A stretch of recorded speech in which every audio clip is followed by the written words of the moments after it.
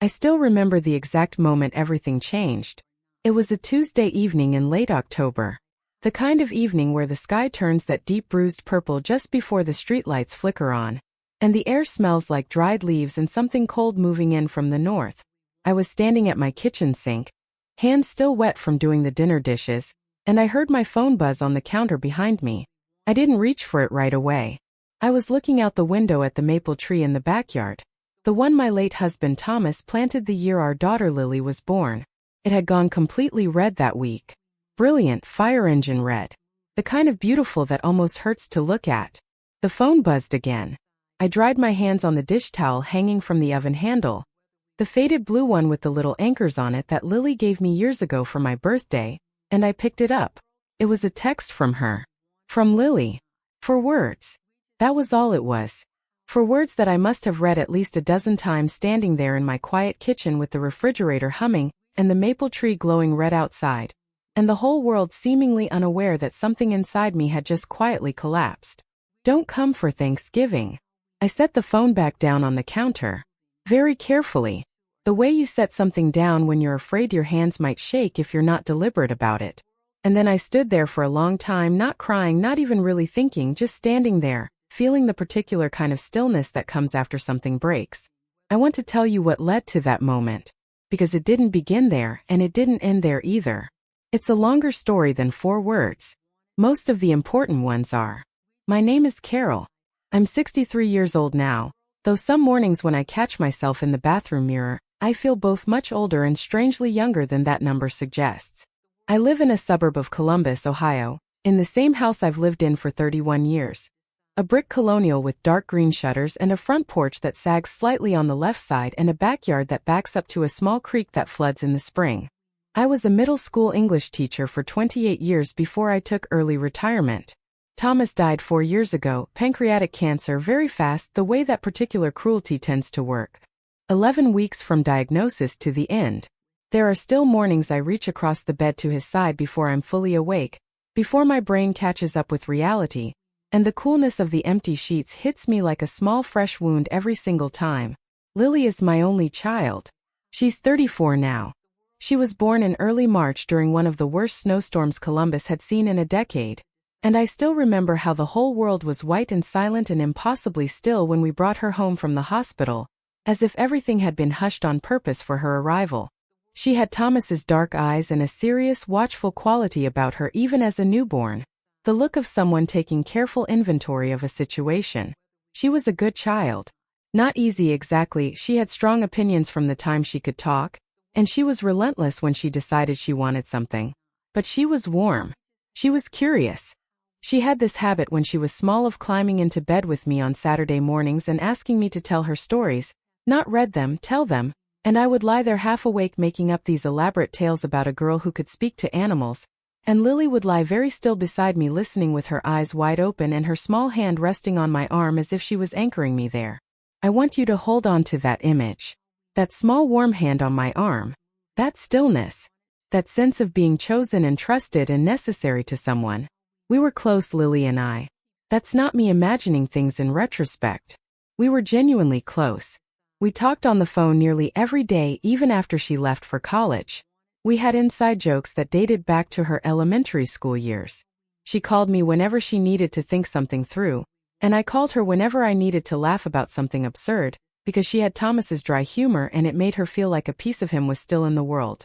That closeness was the most important thing in my life. After Thomas died, it became everything. I should have understood, maybe, that that's a dangerous kind of weight to place on another person. Even a person you love. Even a person who loves you back. The years of raising Lily alone, or mostly alone because Thomas traveled frequently for work when she was young, those years settled into me the way sediment settles in still water. Quietly. Permanently. Layer by invisible layer. I remember the specific texture of her childhood illnesses, the damp warmth of her forehead under my palm at 2 in the morning, the particular pitch of her feverish crying, the way her small body would finally relax into sleep and I would sit beside her bed for another hour just to watch her breathe.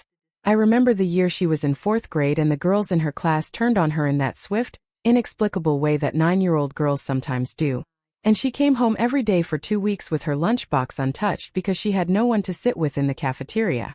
I remember making her favorite pasta dinner every one of those evenings and sitting across from her while she talked or didn't talk, just being present, making sure she knew the kitchen table was a safe place to put down whatever she was carrying.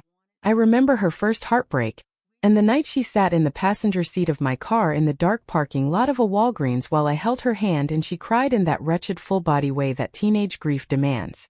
I remember driving her to college move-in day and carrying boxes up 3 flights of stairs in the August heat, and then sitting in my car alone in the parking lot for 40 minutes before I could make myself drive away. I remember calling Thomas from that parking lot and him talking me through it in his patient, steady way, telling me she was ready, that we had done our job, that this was what we had worked toward. Thomas had a way of making the hard things feel survivable. After he died, I leaned on Lily for that. Not consciously, not deliberately, I want to be honest about that. I didn't decide to make my daughter my emotional anchor. It simply became true in the gradual way that most important things become true, incrementally, quietly, until one day you look up and see the full shape of a thing you were building without a blueprint. I called her every day, sometimes twice.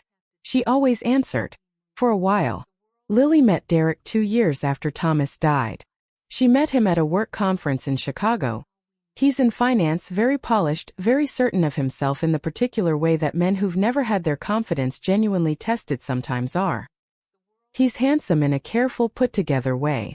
The kind of man who has strong opinions about wine and seems slightly impatient with people who don't.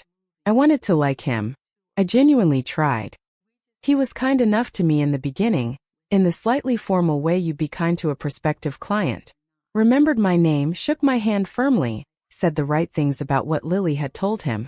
But there was something, I noticed it the first time I met him, at a dinner at Lily's apartment in Cincinnati where she'd made a real effort with the table setting and the food. There was something about the way he managed the conversation that made me feel subtly auditioned. Like I was being assessed for a role I hadn't quite been told the requirements of. I told myself I was being oversensitive. Grieving people misread things. I knew that from experience. They moved in together within 8 months of meeting. Engaged 14 months after that. The engagement announcement came via a group text, which stung in a small, specific way I pushed down and didn't examine too carefully. I had imagined Lily calling me first. I had imagined being a real part of the moment somehow. Instead, I was in the same group text as her college roommate and 2 cousins I'd met maybe 3 times. I told myself it was a generational thing. The way young people communicate now. The wedding was beautiful. A September wedding in a vineyard outside of Cincinnati, all golden light and warm air and people laughing in their good clothes. I wore a dusty blue dress that I'd spent too long choosing. I cried during the ceremony, happy tears, genuinely happy tears, and I danced with Lily during the mother-daughter dance to the same song she used to request at bedtime when she was 4. I held her face in my hands afterward and told her she was the best thing I'd ever done. She hugged me hard and for a moment she felt like mine again in the simple, uncomplicated way she'd been mine before the world got complicated. Derek watched that moment with an expression I couldn't quite read. Not unkind. Not warm. Somewhere in between, in a way that made me feel very slightly like an exhibit rather than a participant. But that was a feeling, not a fact. And I'd learned by then to be careful about the difference. The distance started the way these things usually do. Gradually, with perfectly reasonable explanations attached to each increment. The daily phone calls became every other day. I understood. She was newlywed, she was building a new life. Derek traveled often for work. And when he was home she wanted to be present with him. That was healthy. That was right. I didn't say anything about it. Then every other day became twice a week. Then once. I noticed but I didn't comment. I told myself I was respecting her life. I told myself this was what good mothers did. They loosened their grip gracefully when the time came. What I didn't tell myself, because I wasn't ready to, was that the loosening didn't feel mutual. It felt like something was being loosened from her end, and I was just trying not to clutch. Christmas the first year after the wedding, she came home for 3 days. Derek's family got 5. I didn't ask about the division. I cooked everything she'd loved growing up. The green bean casserole with the crispy onions on top, the pecan pie, the pot roast she'd requested every birthday since she was 12. I decorated the house the way I always had. I put the ceramic nativity set on the mantel that had been my mother's. And I hung the paper ornament Lily made in second grade on the front of the tree even though it was lopsided and the glitter had mostly flaked off. It was fine. The visit was fine. But there was a quality to it, a kind of performance on both our parts maybe that hadn't been there before. Like we were being very careful with each other. Like we were both aware of a new set of rules we hadn't been given explicitly but were expected to follow. Derek called twice while she was home. Both times she took the calls in the bedroom with the door closed. Both times she came out a little quieter afterward. I didn't ask. The next year they didn't come for Christmas at all. They were going to Derek's family in Connecticut. "We're trying to split things evenly," Lily said on the phone, in a tone that suggested the conversation was already over. "Of course," I said. "That makes complete sense." I spent Christmas that year with my neighbor Ruth Ann and her husband, eating takeout Thai food and watching old movies, and I told myself I was fine and mostly believed it. I started noticing other things. Lily used to send me photos, random ones, funny ones, pictures of something she'd seen that reminded her of an inside joke between us. Those stopped. Texts became shorter. More logistical. "Can't talk, call you later. Busy week, everything's good." The emotional content, the actual texture of her daily life, was no longer something she shared with me. I was getting the headlines. The version of events suitable for general distribution. I told myself she was busy. She and Derek had bought a house. She'd taken on a bigger role at work. Life was full and full was good and I should be grateful for what I had. I was very good at telling myself things. The first time I understood that something more deliberate was happening, it was a Thursday afternoon in March about 2 years after their wedding. I'd driven down to Cincinnati, it's about a 2-hour drive from Columbus, to drop off a box of things Lily had asked me to bring. Some dishes from her grandmother, a quilt I'd finished making, a few books she'd mentioned wanting. I hadn't told her exactly when I'd be coming. We'd agreed on sometime Thursday, and I'd texted when I was 20 minutes out. No response to the text. I assumed she was in a meeting. I let myself in with the spare key she'd given me. The key she'd given me herself with her own hands the day she moved in. I set the box down in the entryway and called out her name. The house was quiet. I started toward the kitchen to get a glass of water and I heard voices in the backyard. Lily was sitting on the back patio with a woman I didn't recognize. Later I would learn her name was Serena, Derek's cousin, who'd recently moved to Cincinnati. They were having lunch, wine glasses on the table, laughing about something. Lily looked relaxed in a way I hadn't seen in a while. Open. Unguarded. She looked up and saw me through the glass door. And I watched something close in her face. Not dramatically. Not a slamming door. Just a quiet closing, the way a room feels different when a window gets shut on a warm day. A subtle rearrangement. She came inside. She greeted me warmly enough. She introduced me to Serena. She offered me coffee. Everything was polite and correct. But the warmth I'd seen through the glass, that unguarded ease, it never came back while I was there. I left about 40 minutes later telling myself I'd imagined the difference. But I hadn't. And I understood, standing in the parking lot of a gas station on the way home while I let the car idle and stared at nothing, that somewhere between the girl who used to put her hand on my arm on Saturday mornings and ask me for stories, and this woman making easy conversation with her husband's family in her own backyard, a distance had opened up that I hadn't noticed being built. I drove home in a peculiar kind of silence. The kind that has weight. Over the next several months I paid attention in a way I hadn't let myself before. And what I noticed was not dramatic. There were no sharp incidents, no confrontations, no obvious cruelties. What I noticed was an ongoing pattern of smallness. Small exclusions. Small redirections. The way a topic I raised would get briefly acknowledged and then smoothly moved past. The way visits seemed to happen on a schedule that had been determined before I was consulted, and presented to me as already decided. The way I would ask about her life and get answers that were technically complete but somehow felt hollow, like the words were correct but the truth inside them had been removed. I started to understand that Lily had been building a new version of herself, a version organized around Derek and his preferences and his family and his world. And in that version I was not given much space. I did not immediately understand that this wasn't entirely accidental. The Thanksgiving text was in October. I called her. I know I probably should have waited, given myself time to settle, but I called her within 20 minutes of receiving it. which is not the same as immediately but is close enough that my voice was not entirely steady when she answered. Lily, I said. What does this mean? A pause. The kind of pause that has preparation in it. Derek's parents are coming. We only have so much room, Mom. You have a guest room. It's complicated. Help me understand, I said very carefully. Thanksgiving last year I came for 2 days and you went to his family for 5 days at Christmas. The year before that you went to Connecticut for both. I am trying to understand what the balance looks like from where you're standing, because from where I'm standing I am being fit into smaller and smaller spaces and I don't know when that started or why. Another pause. Longer. This isn't really a good time to have this conversation, she said. Her voice had taken on that quality I'd been noticing more and more, measured, a little flat, as if she was choosing every word from a list of pre-approved options. When would be a good time? I don't know. Not right now. Lily. My voice broke slightly on her name. I hated that. I had been trying so hard not to let my need show, because I had understood somewhere along the way that my need was a problem, that it took up too much room. I am your mother. I love you. I'm not asking for anything that isn't normal between a mother and a daughter. I'm asking to see you at Thanksgiving. I know you love me, she said. There was something careful and distant in the way she said it, like she was acknowledging a fact rather than feeling a feeling. But you have to understand that Derek and I have a life, and we make our decisions together, and sometimes those decisions won't be what you want. I understand that, I said. I have respected that from the beginning.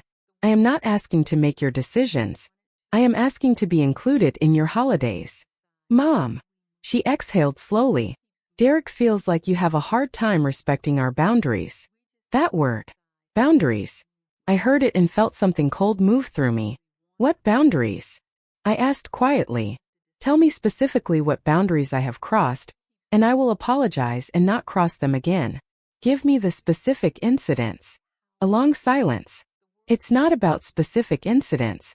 It's a general thing. A feeling. His feeling, I said. Or yours. She didn't answer that.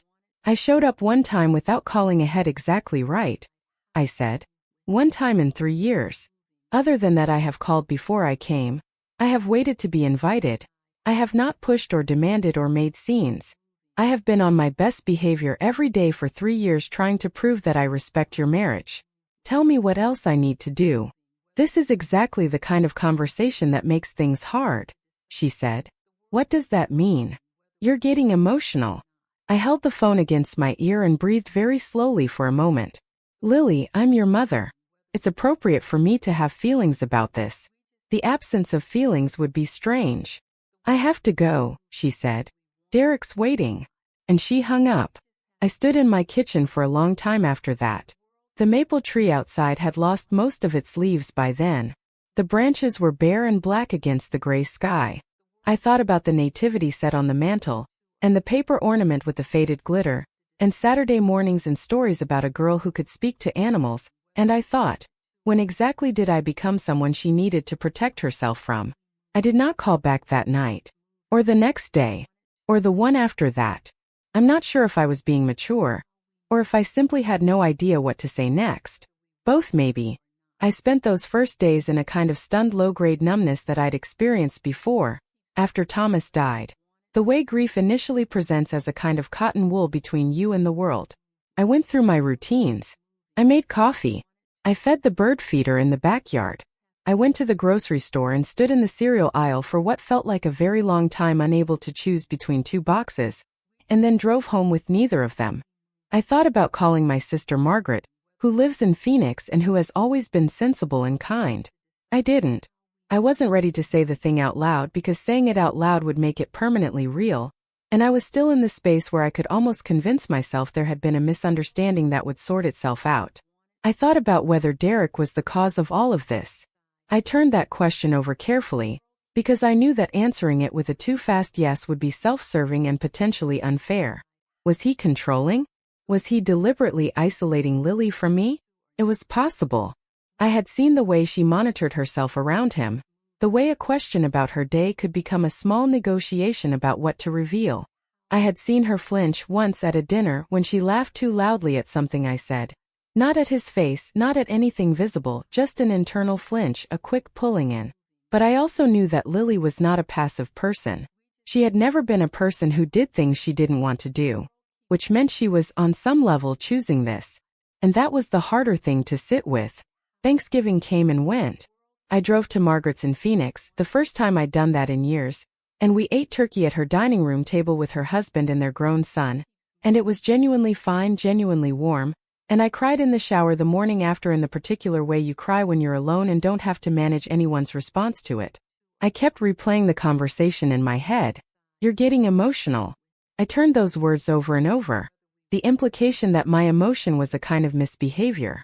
The implication that love and grief about losing access to someone you love should be managed more quietly, more tidily. I thought about who I had been in that conversation. Had I been unreasonable?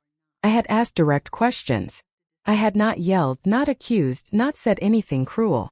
I had expressed hurt and asked for explanation. Those seemed like reasonable things to do. But I also thought about something else. Something that came to me at 3 in the morning on a night when sleep refused to come and I lay in my dark bedroom listening to the furnace cycle on and off. I thought about how, for 3 years I had been trying to make myself smaller, quieter, more convenient. I had swallowed my feelings about missed holidays and abbreviated visits, and not being told about the engagement before the group text. I had given and asked for very little in return, and somewhere in that process I had stopped being myself. I had become a managed version of myself. A Carol at a safe distance, careful and well-behaved and grateful for whatever scraps of inclusion she was offered. That realization arrived quietly, the way the most important things tend to. Not like a lightning bolt. More like finally seeing clearly after a long period of fog. I had made myself smaller to be acceptable. And it hadn't worked. The first thing I did, in early December, was start seeing a therapist. Her name is Dr. Reeves and she has an office in a brick building downtown with a waiting room that smells faintly of cedar, and has a white noise machine outside the door that I find disproportionately comforting. I had resisted therapy for a long time. It felt, to my generation, like an admission of a particular kind of weakness. Thomas would have rolled his eyes gently, not at the idea of therapy but at my resistance to it. The first thing Dr. Reeves asked me to do was tell the story from the beginning. All of it. Not just the Thanksgiving text but the years before it. The gradual diminishment. The accommodations I'd made. The feelings I decided not to have because having them was too inconvenient. Took 3 sessions just to tell it in full. She didn't tell me whether Derek was a bad person or whether Lily was being cruel or whether I had done anything wrong. She didn't try to assign blame, which was both frustrating and eventually a relief. What she asked instead were questions that I kept thinking about in the days between appointments. What did you need from Lily that you weren't allowing yourself to ask for directly? When you made yourself smaller, what were you afraid would happen if you didn't? Whose voice is telling you that your emotional needs are too much? That last one stayed with me for weeks. I kept turning it over. Because the voice was real, I could hear it clearly. And it wasn't Lily's and it wasn't Derek's. It was something older. Something that had learned very early, the way women of my generation often learned, that being too much was a kind of failure. That love had to be earned through compliance. That needing things from the people you loved was an imposition. I had carried that voice for 60 years and called it wisdom. I also, this was harder, started to look honestly at my relationship with Lily before Derek. At whether there was any validity to the word she'd used, filtered through Derek's concern. Boundaries. I had called every day. Sometimes twice. I had been, perhaps, more present in her life than she'd found comfortable, without understanding that she was someone who needed more space to be herself than I did. I don't say this to excuse the way she'd handled things. She could have talked to me.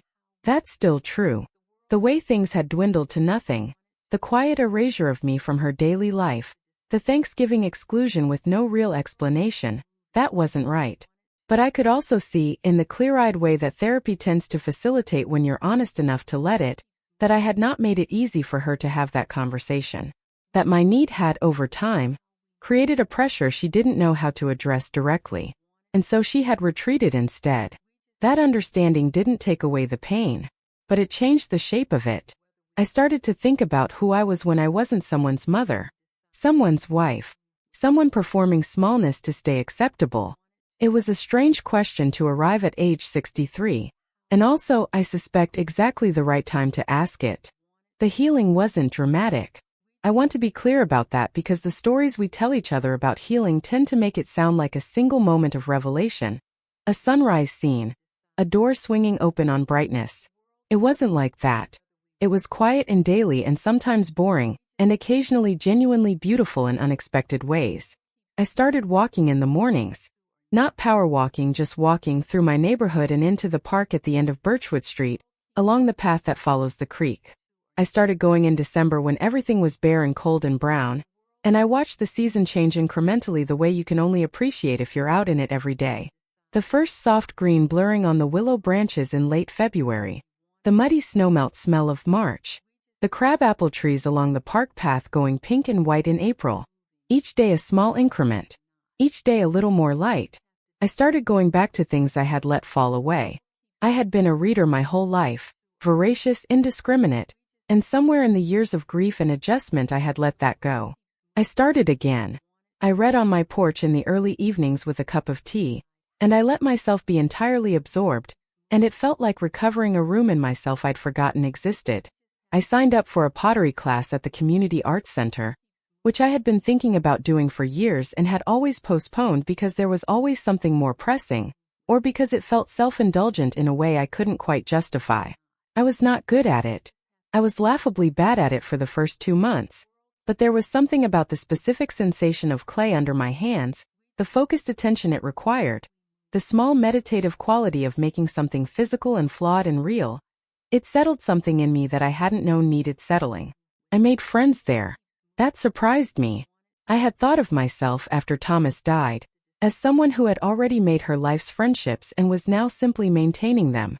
I hadn't understood that new connections were still available to me. There was a woman named Dottie, 71 and recently widowed herself, with a sharp sense of humor and no patience for nonsense, who became the kind of friend I hadn't had since college. We started having lunch on Thursdays after class. We talked about everything and nothing, our children, our dead husbands, the indignities of getting older, the unexpected pleasures of getting older.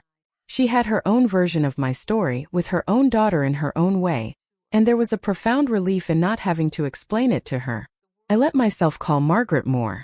I had always been slightly protective of my pride with Margaret, slightly reluctant to admit to difficulties in my life that I hadn't already resolved, because she was the practical one and I had always felt slightly soft by comparison. I called her and told her the truth about Thanksgiving and the year leading up to it. She was quiet for a long time and then she said, "Carol, I've been waiting for you to say all of this for 2 years." Which made me cry a little, and made me understand how much I had been carrying alone when I didn't have to be. I wrote a letter to Lily. Not to send, Dr. Reeves suggested writing it first just for myself. I wrote everything in it. The full thing. The love and the grief and the hurt and the understanding and the things I wished had gone differently and the things I was beginning to understand about my own contribution to where we'd ended up. It took me 4 drafts over 3 weeks. The final version was 12 pages long. I did not send it, but writing it did something for me that I couldn't have done another way. It settled the story in my own mind. It gave the experience a shape and a texture and a beginning and a middle. It didn't have an ending yet. That was all right. Lily reached out in March. Not a text. A phone call on a Sunday afternoon when the light was coming through the kitchen window in that particular slanted early spring way that makes everything look slightly amber. I saw her name on the screen and sat down at the kitchen table before I answered. "Hi, Mom." Her voice was different. Not softer exactly, but something around the edges was different. Less managed. Less pre-organized. "Hi," I said. A pause. "I've been thinking about things. About the fall. About the conversation we had." "Me too," I said. Another pause, longer, the kind that has real weight in it. "I don't think I handled things well." She said it carefully, like someone who had practiced the sentence but was still finding it difficult. "I think I let them get very unbalanced and I didn't tell you what was happening and I know that wasn't fair. I was very still. I didn't want to move too fast toward her or away from her. I wanted to be present for whatever was actually happening in this call without my own urgency contaminating it. "Can I ask you something?" I said. "Okay." Not to assign blame. I genuinely want to understand. What were you afraid would happen if you talked to me instead of just pulling away? A long silence. I heard her exhale. I was afraid you'd be hurt, she said slowly. And then I'd feel guilty. And then I'd feel responsible for making you feel better. And I already felt responsible for so much after Dad died and She stopped. Started again. I didn't know how to have my own life and also manage your grief. And Derek, he made it easier to just not deal with it. There it was. Not a villain's confession. Something sadder and more human than that. A daughter who had loved me but hadn't known how to stay close to me and also grow into herself. A daughter who had learned the wrong solution to a real problem. I understand that, I said. And I did. For the first time I actually fully did. I should have talked to you instead, she said. You should have, I agreed gently. And I should have made it clearer that my feelings were mine to manage. That you didn't have to protect me from them. We talked for an hour and a half. The longest conversation we'd had in years. Not everything was resolved. These things don't resolve in one conversation. They resolve in the accumulation of many conversations over time. But something had shifted. Something real and irreversible. I hung up and sat for a while in the amber kitchen light. I didn't feel triumphant. I didn't feel relieved exactly, or at least not only that. I felt present. Genuinely present in my own life in a way I hadn't been in a long time. There's something I've been thinking about ever since. Something I want to try to say clearly, even though I'm not entirely sure I have the right words for it yet. I spent most of my adult life believing that love, real love, good love, meant being willing to give everything. That the measure of how much you loved someone was how much you were prepared to sacrifice for them, shrink for them, rearrange yourself around their comfort. I believed this so thoroughly and for so long that I couldn't even see it as a belief. I thought it was simply the way things were. What I've come to understand sitting with a therapist in an office that smells like cedar, and walking along a creek path through the seasons, and making terrible pottery and gradually making slightly less terrible pottery, is that it's not. Love isn't about making yourself smaller to fit into someone else's life. Not as a mother, not as a wife, not as a friend. Love requires that both people be whole.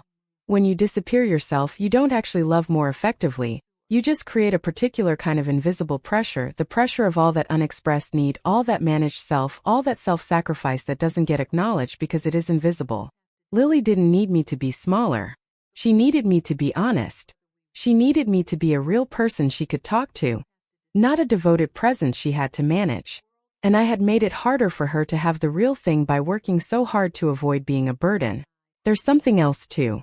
Something about the specific loneliness of being a woman of a certain age in this culture, where the identity of mother is so central that when the children leave and grow and build their own lives, as they should, as they absolutely should, the question of who you are without that centrality can feel almost threatening to ask.